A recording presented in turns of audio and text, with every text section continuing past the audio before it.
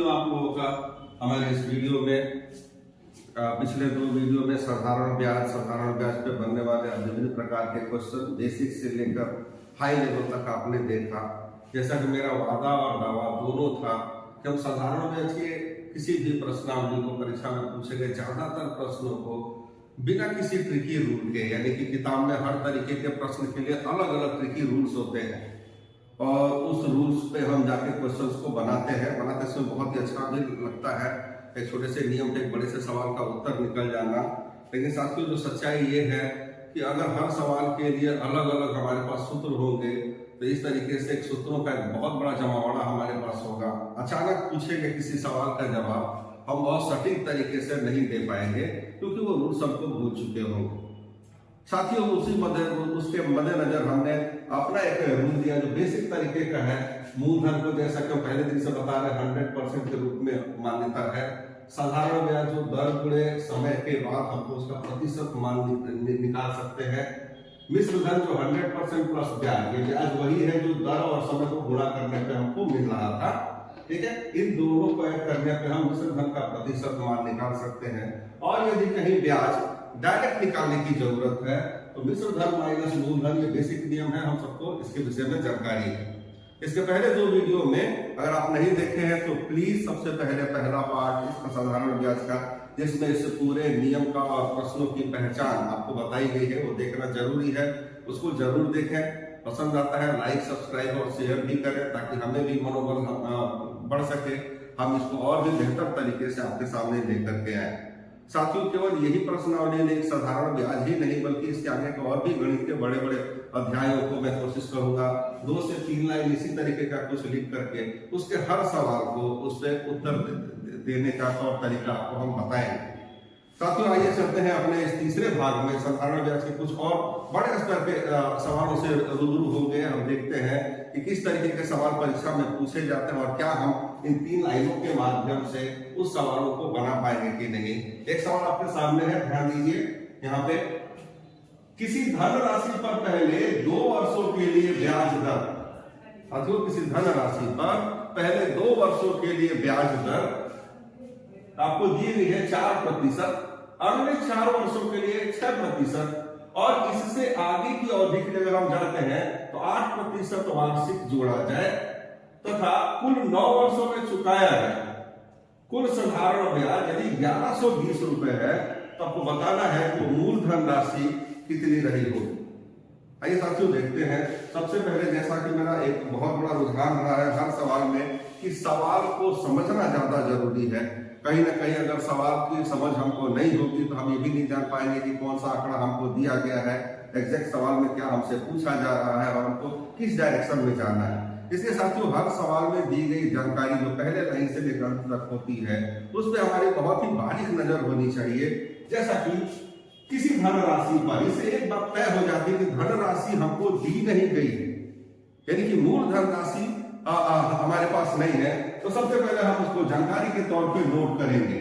अच्छा, ऐसा केवल आप सीखते समय ही करेंगे, ना कि परीक्षा में आपको करनी पड़ेगी, क्योंकि सीखते समय अगर ये चीज को आप फॉलो करते हैं तो हर सवाल ऑटोमेटिकली पढ़ते ही आपको दिखने लगेगा, जैसे कि मुझे दिख रहा है। आइए देखते हैं, मूलधन राशि जो हमारे पास नहीं है, हम मान लेते हैं X रुपए की है। इसके बाद हमको दे रहे हैं पहले 2 वर्षों के लिए, 2 वर्षों के लिए समय अवधि, देखिए अलग अलग समय अवधि के लिए, और मूल जो है इस सवाल का निचोड़ जरूर समझ रहे हैं। अलग अलग समय अवधि के लिए अगर अलग अलग ब्याज दर दी गई हो तो फाइनली जो उसका निष्कर्ष है, उस निष्कर्ष पे जाकर के इस सवाल का उत्तर दे सकते हैं। ताकि फिर हम उसको वहीं से शुरू करते हैं। मूलधन राशि की भी बात नहीं करें क्योंकि सवाल उस पर है भी नहीं। सवाल तो हमसे पूछा गया है मूलधन राशि। अब तो देखिए पहले 2 वर्षों के लिए जानकारी को लिखते हैं कि पहला जो 2 वर्ष होगा उस पे जो ब्याज दर है वो 4% की है। उसके बाद अगले 4 वर्ष, यानी 2 वर्ष में अगर उनका ब्याज खत्म नहीं हुआ, इसके बाद अगला जो 4 वर्ष होगा, 4 वर्ष की अवधि तक, अब वो दूसरे दर से यानी कि 8% वार्षिक ब्याज की दर से ब्याज की गणना करेंगे। और फिर बोले इससे आगे की अवधि के लिए, आगे की अवधि के लिए जो ब्याज दर आपकी होगी वो 8%, सॉरी यहाँ पे 6% दी गई है, 6% और अगली हो जाएगी 8%। अच्छा, ये तमाम जानकारियों के बाद जो फाइनली इनके पास निष्कर्ष के रूप में जवाब दिया गया वो क्या है कि 9 वर्षों में कुल ब्याज, इसको जरूर लिखेंगे, 9 वर्षों का कुल ब्याज, हमारे पास ये जानकारी है 1120 रुपए की रकम है। अब यहां पे पूछा गया कि मूलधन राशि क्या रही होगी।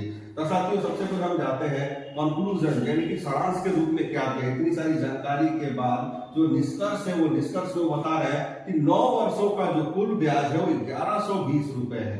तो मित्रों, हम भी जाएंगे 9 वर्ष के ब्याज के तरफ। आइए देखते हैं। पहला ब्याज दर गुणे समय के अनुसार इनका जो बनेगा वो 8% का हो। दूसरा ब्याज 4 गुणे 6 24% का होगा। और तीसरा ब्याज बना, अगर इससे आगे गया तो साथियों देखते हैं इससे आगे गया कि नहीं गया। अभी तक हमने इनको और इनको लिया, इनके ब्याजों को लिया, तो कुल मिला के समय अवधि कितनी ले ली, 2 और 4 मिलके 6 वर्ष का समय हमने ले लिया। शेष 9 पूरा करने के लिए कितना वर्ष और चाहिए, तो 3 वर्ष। तो अंतिम बचे हुए प्रतिशत को हम 3 बचे हुए समय से करेंगे। तो यहाँ पे भी इनका आया 24% दर गुणे समय के अनुसार।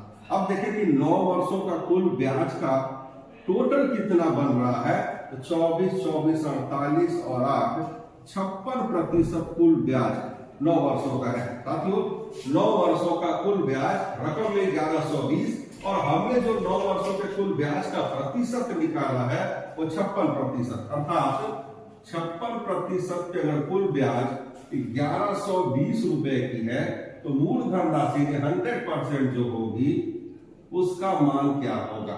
साथियों, वही क्रॉस मल्टीप्लिकेशन जो पहले दिन से बता रहे हैं, 56 गुणे x बराबर में दूसरा क्रॉस मल्टीप्लिकेशन 1120 गुणे 100। x के साथ जो गुणा है पक्षांतर करने पे भाजक के रूप में नीचे आएगा। 56 से इजिली 2 बार में, यानी कि 0 उतारेंगे 20 और 20 गुणे 100 2000 रुपए मूलधन राशि बने। तो प्लीज इसको ध्यान से देखने के बड़े से सवाल को किस तरीके से इस लाइन के आधार पे छोटे से कैलकुलेशन के माध्यम से निकाल सकते हैं। जरूरत क्या है साथियों, इसकी दी गई हर जानकारी का विश्लेषण करना हमको आना चाहिए, क्योंकि ये शॉर्टकट के रूप में किसी सवाल में या शॉर्टकट में कभी भी नहीं होता है। कोई जानकारी हो ऐसे ऐसे लिखेंगे, रूल चाहे कुछ भी हो, हर जानकारी को गंभीरता से बड़ी बारीकी से देखते हुए उसको लिखना पड़ेगा, या फिर माइंड में अगर आप लिख रहे हैं तो ऑटोमेटिकली आपके माइंड में चलने लगेगा कि इस तरीके का क्वेश्चन इस रूप में किया जाएगा। उम्मीद करते हैं साथियों आपको समझ में आ रहा होगा। अब बढ़ते हैं अगले प्रश्न की तरफ। आइए मित्रों, देखते हैं हमारा अगला सवाल क्या है, जो इस नियम पे हम किस प्रकार से इसको बनाएंगे। पिछला सवाल में आपने देखा और बिल्कुल काफी कुछ इसी से मैच करता हुआ था, थोड़ा सा बदल करके। हाल ही में एग्जाम में ये क्वेश्चन आया भी है, अगर आप देखेंगे आपको याद होगा तो। ये इस क्वेश्चन को बनाने के लिए हम इसी तरीके का नियम इस्तेमाल करेंगे। एक बार पढ़ के देखते हैं इसको। एक साहूकार 8000 रुपए इस शर्त पर उधार देता है कि पहले 5 वर्ष में 6% की दर से, अगले 3 वर्ष में 8% की दर से तथा 8 वर्ष के लिए 10% वार्षिक साधारण ब्याज देना है। तो आपको बताना है इसमें, तो 12 वर्ष के अंत में ब्याज की कितनी राशि लौटानी हो। तो काफी कुछ वैसा ही है, अलग अलग समय अवधि के लिए अगर हम ध्यान दें तो अलग अलग ब्याज दर हमको दिया गया है। पिछले सवाल में सेम यही क्वेश्चन था, आपसे मूलधन पूछा गया था, बदले में आपको ब्याज दिया गया था। इस बार मूलधन आपको दिया है और ब्याज आपको बता दिया। आइए साथियों, देखते हैं सवाल को कैसे हल करेंगे। जैसा कि मैं हर सवाल में बोलता हूं, सबसे पहले जानकारी को लिखा जाएगा। मूलधन राशि हमारे पास अलग से दी गई है, मूलधन जो कि 8000 रुपए है। इसके बाद अब शर्त उनका लिखते हैं, दे रहे कि 5 वर्ष में, 5 वर्ष की अवधि में ब्याज चुकाना है 6% की दर से। अगले 3 वर्ष तक जो ब्याज चुकाना है वो है 8% की दर से, तथा उसमें भी ब्याज चुकता नहीं हो तो अगले 8 वर्ष की अवधि तक ब्याज चुकाना पड़ेगा 10% की दर से। अच्छा, मैंने बोला था कि हमारे पास जानकारी जो भी है उसका सारांश हम जरूर लिख लेंगे। इस बार सारांश के रूप में हमारे पास मूलधन राशि है और कुल ब्याज हमको कितना देना पड़ेगा 12 वर्ष की अवधि में। तो इनका सारांश क्या है, 12 वर्ष की कुल अवधि है 12 वर्ष में कुल ब्याज कितना होगा, ये हमारा क्वेश्चन है।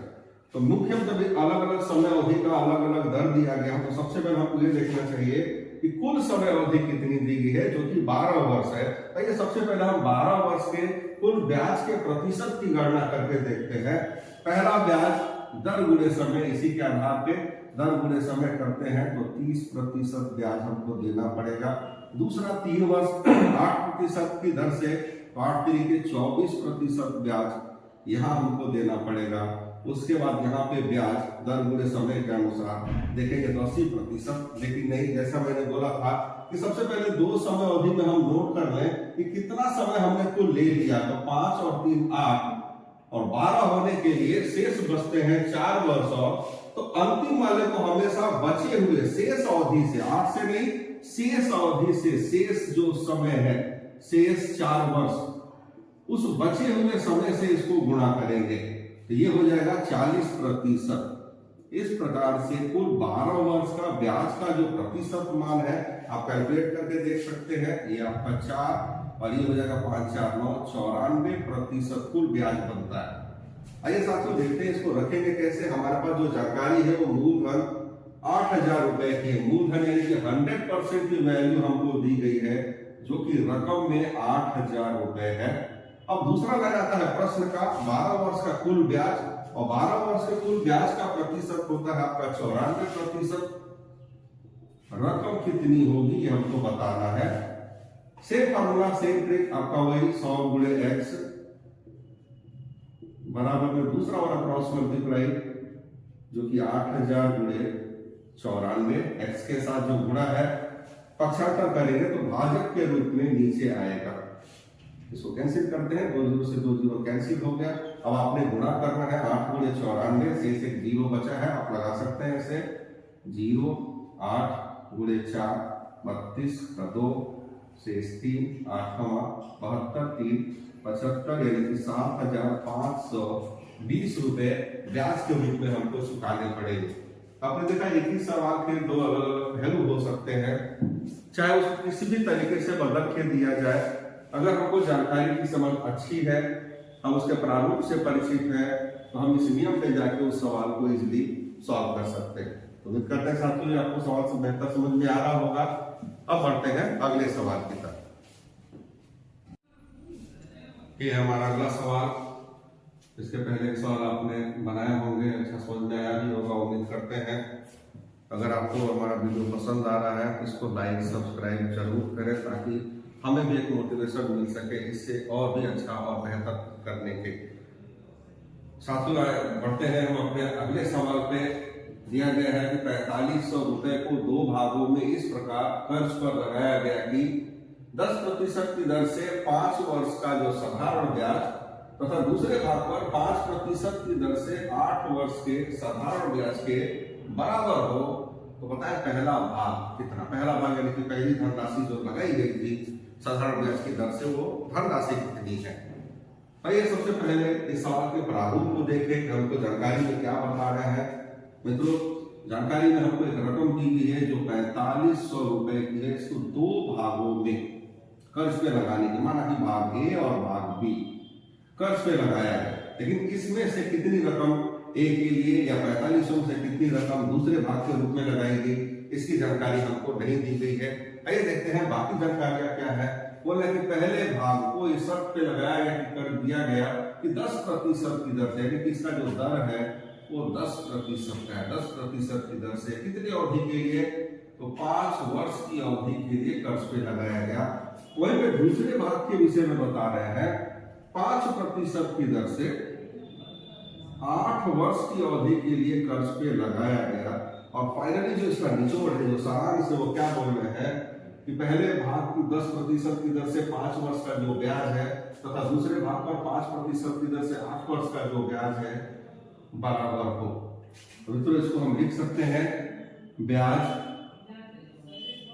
ए पे जो मिलेगा बता रहे हैं वो बराबर है मिलने वाले ब्याज बी के ब्याज ए, यानी कि पहली राशि पे जो ब्याज इस दर इस समय के लिए मिलेगा वो बराबर होगा दूसरी धनराशि पे 5% की दर से 8 वर्ष में मिलने वाले ब्याज है। हमने लिख लिया कि पहला वाला जो ब्याज ए होगा वो बराबर होगा ब्याज बी के।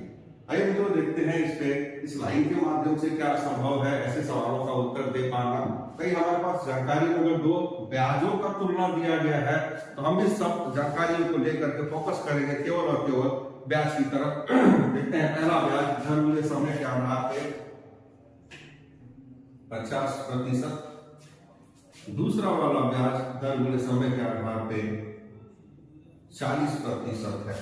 अब मित्रों हम लेके चलते हैं यहाँ पे पहला वाला जो ब्याज है वो 50% क्योंकि बराबर है दूसरे वाले के 40% ब्याज के। मित्रों आपको जानकारी होगी गणित में दो अलग अलग इकाइयों को अगर समान रूप से तुलना में रखा जाए तो उसको हम बोलते हैं अनुपात। आने वाले अगले वीडियोस में अनुपात में आपको डिटेल में इसके विषय में पढ़ाएंगे। फिलहाल जानकारी के लिए बता दें आपको छोटी सी जानकारी है, दो अलग अलग इकाइयों को तो दिखने और सुनने में अलग अलग हो फिर भी गणितीय आधार पे बराबर की तुलना में उनको रखा जाए उसी को अनुपात कहते हैं। यानी कि 50% ए का जो ब्याज है वो बराबर है 40% बी के ब्याज के, तब तो यहाँ पे अनुपात बनेगा। यानी कि ए पहला ब्याज संबंध है दूसरा ब्याज। मित्रों ब्याज बनाने के लिए इनको क्या करते हैं, अनुपात बनाने के लिए आपस में एक दूसरे को इंटरचेंज करते हैं। यानी कि 40% ए को गया और 50% ए वाला बी को गया और इस प्रकार से हमने इनको अनुपात में तब्दील कर दिया। इसको अनुपात को लघुत्तम रूप में व्यक्त करें, ये प्रतिशत 0 कैंसिल, यानी कि 4x संबंध है 5x। ये हो गए वो दो हिस्से जिनमें बटा था ये 4500 की रकम। अर्थात अगर इन दोनों को हम जोड़ें तो कुल रकम 4500 के बराबर ही होगी। आइए इसको सॉल्व करते हैं। पहला हिस्सा 4x प्लस दूसरा हिस्सा 5x मिलकर के कुल रकम 4500 बनी, यानी कि 9x बराबर 4500। x का मान अगर 9 से इसको भाग लगाएंगे तो 500 रुपए। मित्रों अब हमारा सवाल आ रहा है कि ये जो पहला वाला भाग है वो कितना है, इसको इसमें गुणा करेंगे 4 गुणे 500 और रकम बनेगी 2004x बराबर 4 गुणे 500, यानी कि पहली धनराशि 2000 रुपए की थी। उम्मीद करते हैं साथियों आपको बेहतर समझ में आ रहा होगा। प्लीज कोऑपरेट करें, जैसा मैं आपको सिखा रहा हूं सवाल को उस तरीके से। देखिए आपके ये सॉल्यूशन का प्रारूप नहीं है, इस सवाल में कहीं कहीं बात का प्रारूप है। जो सॉल्यूशन की हम बात कर रहे हैं, अगर ये प्रारूप हम लिख रहे हैं यहाँ पे तो कहीं ना कहीं हमारे माइंड में उसका पूरा कंक्लूजन आ रहा है, और इस प्रारूप को समझने के बाद जो सॉल्यूशन की बात करें तो केवल आपका ये 2 लाइन ही है जो इसके आधार पे बना है। तो बड़े से बड़े सवाल को हम एक छोटे से सॉल्यूशन में कन्वर्ट कर सकते हैं इस रूल के माध्यम से, यदि उस सवाल की लिखी गई हर तथ्य पे हमारा ध्यान हो, फोकस हो।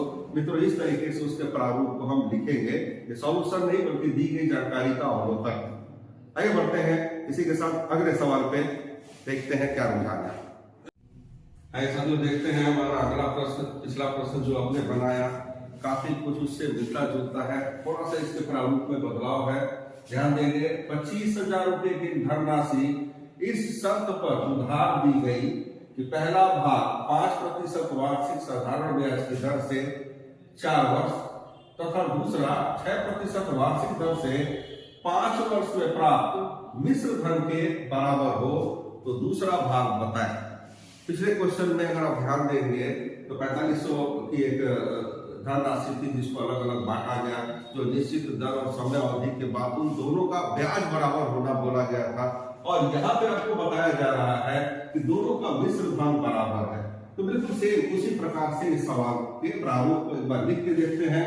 एक धनराशि है तो 25,000 रुपए की है, 2 भागों में इसको बांटा गया, माना भाग ए और भाग बी। पहले भाग के विषय में बता रहे हैं कि पहले भाग 5% वार्षिक की दर से समय अवधि दी गई है कि 4 वर्ष के लिए कर्ज पे लगाया गया। वहीं पे दूसरा भाग जो है उसको 6% वार्षिक ब्याज दर से 5 वर्ष के लिए कर्ज पर लगाया गया। और फाइनली इनको लगाने के बाद जो निष्कर्ष है, इस बार दोनों का मिश्र धन बराबर है। मित्रों देखते हैं इसको, मिश्र धन जो पहला वाला है मिश्र धन ए बराबर है मिश्र धन बी के। अच्छा, यहाँ पे दो मिश्र धनों का बराबर होना हमको बताया गया है। हमारा सारा फोकस इस दी गई जानकारी से किस पे होगा? मिश्र धन पे। जैसे पिछले सवाल में दोनों ब्याज का बराबर होना बोला गया था, उसी तरीके से इस सवाल में दोनों मिश्र धन का बराबर होना बताया गया है। पहले देखते हैं मित्रों मिश्र धन का क्या नियम है। मिश्र धन बोलते हैं 100% प्लस ब्याज। ये ब्याज वही होगा जो दर और समय के गुणनफल से हमको मिलेगा। तो यहाँ पे अगर दर और समय को हम गुणा करते हैं तो 20% और उस 20% ब्याज में अगर 100 को हम ऐड कर दें तो मिश्र धन की इकाई बन जाएगी। यानी कि 100% प्लस ब्याज यानी कि 20%, इस तरीके से मिश्र धन 120% बने। यहाँ पे मिश्र धन उसी प्रकार से 100% प्लस ब्याज यानी कि दर बड़े समय 30% और इस तरीके से मिश्र धन बना हमारा 130%। अब इसी चीज को हम उठा के यहाँ पे रखते हैं। पहला मिश्र धन यानी कि 120% जो मिश्र धन है वो बराबर है दूसरे वाले 130% मिश्र धन के। 130% मिश्र धन के। और जैसा कि मित्रों अभी मैंने बताया था, दो अलग अलग इकाइयों को जो दिखने और सुनने में अलग हो और गणित के लिए उनको समानता के आधार पर अगर जोड़ता है तो उसे हम अनुपात कहते हैं। यहाँ पे मिश्र धन ए जो कि दिखने और सुनने में 120 और 30 अलग है, फिर भी गणितीय तौर पर उनको बराबर कहा गया है। यानी कि इनके बीच में एक अनुपात, एक संबंध बनेगा। तो यहाँ से अनुपात का रचना कर सकते हैं ए संबंध है बी, यानी कि पहला संबंध है दूसरा। उसके लिए करना क्या है? इनकी संख्या इनको और इनकी संख्या इनको ट्रांसफर होगी। यानी कि दूसरे का 130% पहले को और पहले का 120% दूसरे को अनुपात के रूप में लघुत्तम रूप में व्यक्त करें तो प्रतिशत शून्य कैंसिल, यानी कि 13 संबंध है 12। और यही अनुपात है वो दो हिस्से इनमें इनका बंटवारा हुआ था। साथियों अगर इन दोनों को हम जोड़े तो कुल धनराशि 25,000 के ही बराबर होगी। अर्थात पहला और दूसरा भाग का योग बराबर में 25,000। जोड़ के देखते हैं 13x प्लस 12x जो कि बराबर है कुल धनराशि 25,000 के, यानी कि 25x बराबर 25,000 और इस प्रकार x का मान 1,000 रुपए। अब यहाँ से सवाल आता है कि दूसरा भाग बताएं 12 गुणे x, और x कितना है? 1,000, यानी कि 12 में 1,000 को अगर हम गुणा करें तो ये धनराशि जो मिलेगी 12,000 रुपए की होगी। यानी कि दूसरी कर्ज पे लगाई गई धनराशि होगी 12,000 रुपए। अब बढ़ते हैं अगले सवाल की तरफ। साथियों देखिए आपके सामने ये है अगला सवाल। 1,500 रुपए का 6% वार्षिक ब्याज की दर से 10 वर्ष का साधारण ब्याज उतना ही होगा जितना कि 5% वार्षिक दर से 3,000 रुपए का टी वर्ष में होगा। तो बताएं टी का मान क्या होगा? टी यानी कि समय आपको नहीं दिया गया है। मित्रों सबसे पहले मैंने बोला था कि सवाल में दी गई जानकारियों को लिखना बहुत जरूरी है, क्योंकि सवाल की यदि हमको समझ नहीं होगी तो हम उसका उत्तर भी नहीं दे पाएंगे। आइए देखते हैं कि जानकारियां क्या क्या है। मूलधन के तौर पे हमको एक जानकारी दी गई है 1,500 रुपए की। यह है 1,500 की रकम। दर से हमको बताया गया है कि 6% वार्षिक साधारण ब्याज दर से समय अवधि हमको दे रहे हैं 10 वर्ष का। बोल रहे हैं इस रकम पे इस दर से 10 वर्ष की अवधि का जो ब्याज होगा ये उतना ही होगा जितना कि एक दूसरी धनराशि हमको बता रहे हैं 3,000 रुपए पर 5% वार्षिक साधारण ब्याज की दर से टी वर्ष में होगा। और इसी टी की वैल्यू हमने निकाली थी। मित्रों ध्यान रहे कुछ इस तरीके के स्टेटमेंट बार बार आपको सवालों में दिखते हैं। उतना ही जितना की, ये स्पेशल लाइन है। उतना ही जितना की का सीधा सा अर्थ होता है कि किन्हीं दो इकाइयों का आपस में तुलना किया गया है। और तुलनात्मक रूप से उतना ही जितना की का मतलब है कि दोनों बराबर है। अर्थात इसका जो ब्याज होगा, सपोज दैट साधारण ब्याज अगर यहाँ पे हम करें तो ब्याज माना कि 1, और यहाँ पे जो भी ब्याज आएगा हो सकता है वो ब्याज दो, ये बोल रहे उतना ही है जितना कि इनका, यानी कि दोनों ब्याज बराबर है। तो मित्रों इसको हमेशा माइंड में रखिएगा, उतना ही जितना कि जो कंपैरेटिव लैंग्वेज है कहीं ना कहीं गणितीय तर्क पे दो अलग अलग इकाइयों को साझा बराबरी में लेकर के आता है। तो यहाँ पे दोनों का ब्याज बराबर होना बोला गया है। चलिए सबसे पहले इसका हम ब्याज निकालते हैं। 100% पे जो वैल्यू पहली इकाई में हमको दी गई है वो रकम है 1500 की। रही बात ब्याज की, तो दर बड़े समय करके इनके ब्याज का जो प्रतिशत मान है वो 60% हो रहा है। देखते हैं रकम इसकी क्या होगी। मित्रों निकालते हैं उसकी क्रॉस मल्टीप्लिकेशन के, तो इसका रकम 100 गुणे x जो कि बराबर हो जाएगा 60 गुणे 1500, 60 गुणे 1500 के x के साथ जो गुणा है पक्षांतर करने पे वो भाजक के रूप में बटा में आएगा। और इस प्रकार 2 0 से 2 0 कैंसिल, 15 छके 90 और 1 0, 900 की रकम बनी जो कि पहला ब्याज होगा। ये है हमारा पहला ब्याज 900 रुपए की रकम। इनके दिए गए स्टेटमेंट उतना ही जितना की के अनुसार अगर चले तो वही ब्याज दूसरा भी होगा। अब मित्रों बारी है हमको समय निकालने की। दर या समय दोनों में से किसी भी चीज का कैलकुलेशन हो, पिछले वीडियोस में मैंने बार बार बताया है कि जब भी सवाल दर पे या समय पे पूछा जाए हमारे पास ब्याज की रकम होनी चाहिए जो कि अभी भी हमारे पास है। आइए तो देखते हैं समय कैसे निकालेंगे। यहाँ पे 100% जो मूलधन राशि है वो हमको 3000 रुपए दी गई है। दूसरी धनराशि जो हमारे पास मौजूद है 900, और ये धनराशि है किसकी? ब्याज की, साधारण ब्याज की है। यानी तब तो दर गुणे समय, और यहीं पे हमारा प्रश्न 5t% के रूप में आएगा। सीधे से इसको हम क्रॉस मल्टीप्लाई करेंगे। 5t गुणे 3000 बराबर में 100 गुणे 900। चूंकि टी का मान निकालना है तो टी के साथ जितनी भी संख्या है उन सभी को पक्षांतर करेंगे तो भाजक के रूप में नीचे आएंगे, यानी कि 5 गुणे 3000। कैंसिल करें इसको, 2 0 से 2 0 कैंसिल, 1 0 से 1 0 कैंसिल, 5 से ये कैंसिल हो जाएगा 2 बार में, 3 से ये कैंसिल हो जाएगा 3 बार में, 2 3 6, यानी कि टी का मान 6 वर्ष का है। तो मित्रों इस तरीके के क्वेश्चन को भी हम इस 3 लाइन के आधार पे सॉल्व कर सकते हैं। जरूरत है कि सवाल की परख हमको हो कि दी गई जानकारी हमको किस तरफ इशारा कर रही है और हमको क्या करने पे इसका उत्तर मिलेगा। ये है मित्रों हमारा अगला सवाल को तो एक बार ध्यान देंगे। 5000 रुपए की धनराशि आंशिक रूप से 4% और 5% वार्षिक दरों पर लगाई गई। 2 वर्ष के बाद उस पर 4.2% वार्षिक औसत दर से ब्याज प्राप्त हुआ। 5% की दर पर कितनी रकम लगाई गई थी हमारा प्रश्न है। क्या इस तरीके के क्वेश्चंस को भी हम इस लाइन पे जाकर के लगा पाएंगे कि नहीं, ये देखने के लिए मैंने एक क्वेश्चन आपको दिया है। अगर ट्राई करके आप लोग भी देखें कि किस तरीके से क्वेश्चन को लगाया जाएगा। देखिए सवाल किस रूप में बनेगा, कैसे बनेगा, कोई किसी सवाल के लिए किसी नए नियम पे हमको नहीं जाना होता। कहीं ना कहीं जो उस अध्याय के जो लिमिट मात्रा में जो भी सूत्र या नियम है कहीं ना कहीं उसी पे जाकर हम दिए गए सभी प्रश्नों का जवाब देते हैं। सबसे बड़ा जो चीज है वो ये है कि सवाल की बारीकी को देखना, उसमें क्या चीज हमको दिया गया है, क्या चीज छुपा दिया गया है, किस तरीके से उसको सामने हम लेकर के आ सकते हैं। आइए एक बार देखते हैं कि सवाल की जानकारी को।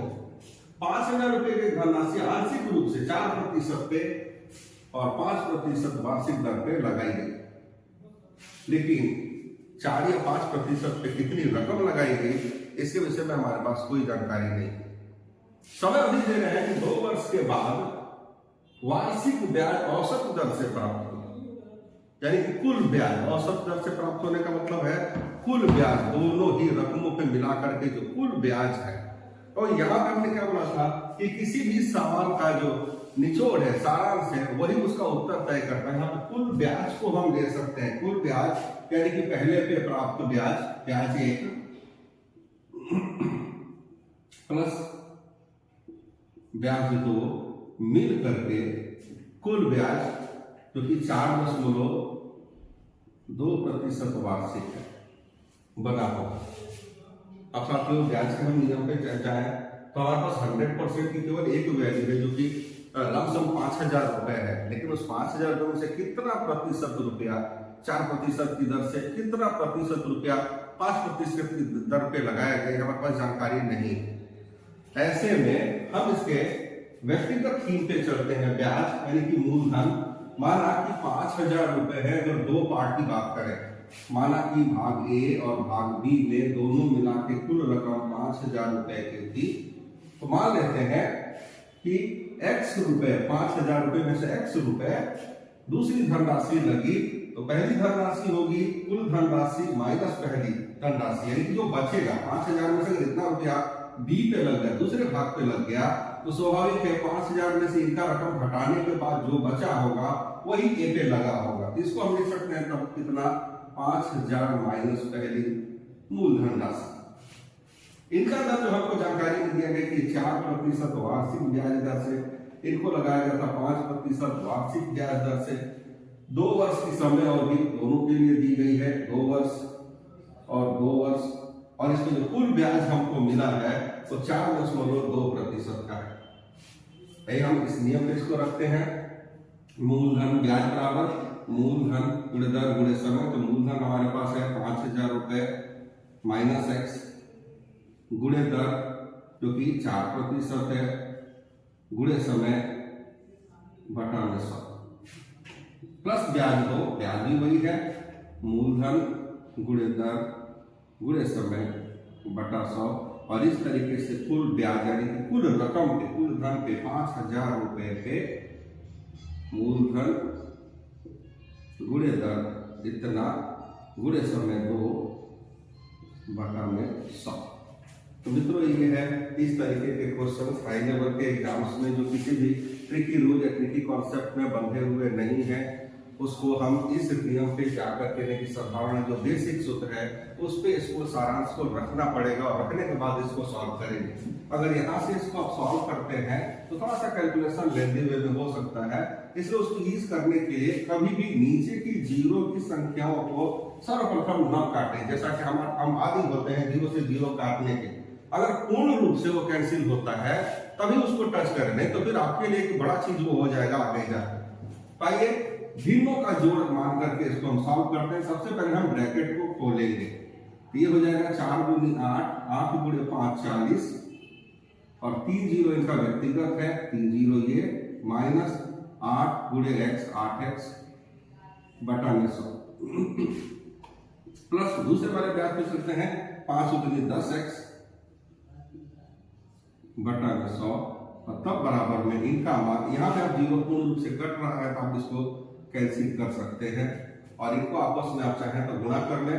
एक दशमलव से एक जीरो इनका हट जाता है, यहाँ पे अगर हम गुणा करेंगे ये देगा आपको 84 गुणे 5, साइड में आप कहीं पे 84 गुणे 5 कर सकते हैं, 5 के 20 2 40 42 420 रुपए की धनराशि यहाँ पे कैंसिल करने के बाद 420।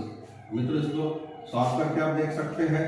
अगर इन दोनों का लघुत्तम ले तो हमारे लिए आसान है कि 100 है तो लघुत्तम भी 100 ही होगा, तो ऊपर की कोई संख्या में बदलाव नहीं होना है। वही 40,000 माइनस 8x प्लस 10x बराबर में 420। अब इसको आप सॉल्व करें, यहाँ पर मैं करता हूँ, इन दोनों का अंतर हम लेंगे तो प्लस का 2x प्लस 40,000 बटा 100। यहाँ पे अगर ये दोनों कैंसिल होते हैं तो 2x आपको मिलेगा, 40,000 हमारे पास है बटा में 100 बना रहेगा बराबर में 420। बाय रूल ये इसमें क्रॉस मल्टीप्लाई हो जाएगा, यानी कि 2x plus 40,000 is equal to, इसमें गुणा करेंगे तो ये 42,000 में तब्दील हो जाएगा। अब इधर आएगा तो इसका अंतर आ रहा है 2x बराबर 2000 अर्थात x बराबर 1000 की रकम। सवाल के रूप में पूछा गया 5% पे कितना धन लगाया गया था, तो 5% पे जो धन लगा था वो x और x की वैल्यू 1000 है, यानी कि 5,000 में से 1,000 रुपए इस पे लगाया गया था। मित्रों ये तरह के बेसिक रूल। अब आपको ये भी जानना चाहिए कि किस तरीके के क्वेश्चंस हो सकते हैं जो इस पे या फिर किसी भी ट्रिकी कॉन्सेप्ट पे नहीं बन सकते। जो इस पे नहीं बनेगा वो किसी भी ट्रिकी कॉन्सेप्ट पे नहीं बनेगा। ध्यान रहे, जब तक मूलधन की वैल्यू 100% एक ही इकाई में बनी हुई है तभी तक उस पर पूछेंगे किसी भी सवाल का जवाब आप इस 3 लाइनों के माध्यम से या फिर बने हुए दूसरे अन्य सूत्रों के माध्यम से दे सकते हैं। लेकिन जैसे 100% की वैल्यू अलग अलग कहीं पे दी जाएगी उसको हम बोलते हैं मेंस टाइप के क्वेश्चन, हाई लेवल एग्जाम्स में आते हैं। उसको आपको बेसिक नियम पे ही जाके सॉल्व करना पड़ेगा। हालांकि इस सवाल पर दूसरे रूप में भी जाके इजीली सॉल्व कर सकते हैं, एक बार जरूर उसको देखेंगे। यहाँ पे हमको पहला जो दर दिया गया है 4% का है, दूसरा दर 5% का है। इन दोनों दरों को मिलाने पे जो संयुक्त दर है वो 4.2% की है। इस रूल से आप भी परिचित होंगे। अब यहाँ पे इनका अंतर निकलेगा 0.8 और यहाँ पे 0.2। दशमलव एक नंबर बाद एक नंबर बाद एक, दशमलव से दशमलव कैंसिल। अगर अनुपात की बात करें तो 4/1 का अनुपात यहाँ पे निकला है। कुल धनराशि अगर इन दोनों को मिलाएं तो 5000, यानी कि 4x और 1x मिलके 5x बराबर 5000 रुपए है। तो x का मान कितना 1000 रुपए आएगा और यही धनराशि हमने यहाँ पे ली हुई थी दूसरे के लिए। तो मित्रों यहाँ से जाकर के आप इसको इस तरीके के सवाल एक बार देख लें किस प्रकार के क्वेश्चन हैं जो इस पे बन सकते हैं। गणित का कोई भी प्रश्न जहां पे दो इकाइयों को मिलाने से, दो अलग अलग इकाइयों को मिलाने से यदि कोई एक संयुक्त इकाई बनती हो तो चाहे किसी भी अध्याय का प्रश्न हो आप इस पर रख करके अनुपात के आधार पे एक लाइन में आंसर दे सकते हैं। इसके विषय में डिटेल में इसके अध्याय में मैं चर्चा करूंगा। फिलहाल आज के लिए इतना ही। मित्रों एक निवेदन है, अगर इससे आप प्रभावित हैं, इसमें जो भी रूल्स बताए गए वो बाकी की तुलना में कहीं आसान है और आपको अगर बेहतर समझ में आ रहे हैं इसको लाइक, सब्सक्राइब आपको शेयर करना न भूलें। इससे हमारा मनोबल बढ़ेगा और हम आगे और भी अच्छे तरीके के प्रश्न लेकर के आपके सामने आएंगे। अगर इसके आगे के भाग की बात करें, बड़े परीक्षाओं में पूछे जाने वाले प्रश्नों के लिए फिलहाल अभी तक जो भी क्वेश्चंस डिस्कस किए गए आगामी आने वाले परीक्षाओं को ध्यान में रख करके ही मैंने दिया है। अगर आप किसी परीक्षा में जाएंगे इससे बाहर कोई भी क्वेश्चन नहीं आएगा। इसको सीखने की जरूरत है। अभी जो एग्जाम्स आपके आ रहे हैं, यूटीपी है, टेट है, पेट है, सुपर टेट है या अग्निवीर है, इससे बाहर साधारण ब्याज के क्वेश्चंस नहीं आएंगे।